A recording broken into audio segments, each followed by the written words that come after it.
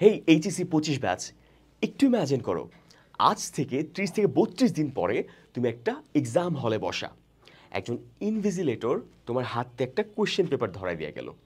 তুমি যখন কোয়েশ্চেন পেপারের দিকে তাকাইলা, তোমার একটা লাভ দিয়ে উঠলা ভিতর থেকে, মন থেকে, যে হ্যাঁ ইয়েস, আমি সারা বছর যে প্রিপারেশনটা নিয়েছি, এই প্রিপারেশন নেওয়ার ফলে আমার প্রায় 90% কোয়েশ্চেন কমন পড়েছে। এখন তোমার কোয়েশ্চেন পাইলা, কোয়েশ্চেন কমনও পড়ছে, তুমি লেখা স্টার্ট করলা বা এমসিকিউ ভরাট করা স্টার্ট করলা। যখন তুমি প্রসেসের ভিতরে গেলা তখন দেখলা কি, আরে কোয়েশ্চেন তো কমন পড়ছে, বাট এটার অ্যান্সার যেন কি পড়ছিলাম মনে আসতেছে না। এটা কিন্তু প্রায় হয় এবং এর সংখ্যা কিন্তু একদমই নগণ্য না। প্রায় 65% স্টুডেন্টের এমন হয় যারা সারা বছর কঠোর পরিশ্রম করার ফলেও, ঠিক আছে, পরীক্ষা হলে যে কোয়েশ্চেনও কমন পায়, বাট ঠিকমতো অ্যান্সার করতে পারে না। এর একটা প্রধান কারণ হচ্ছে শেষ মুহূর্তে একটা গোছানো প্রস্তুতি না নেওয়া। তাই তোমাদের এই সমস্যার সমাধানে কিউজি টেস্ট নিয়ে এলো HSC 25 final revision science exam batch.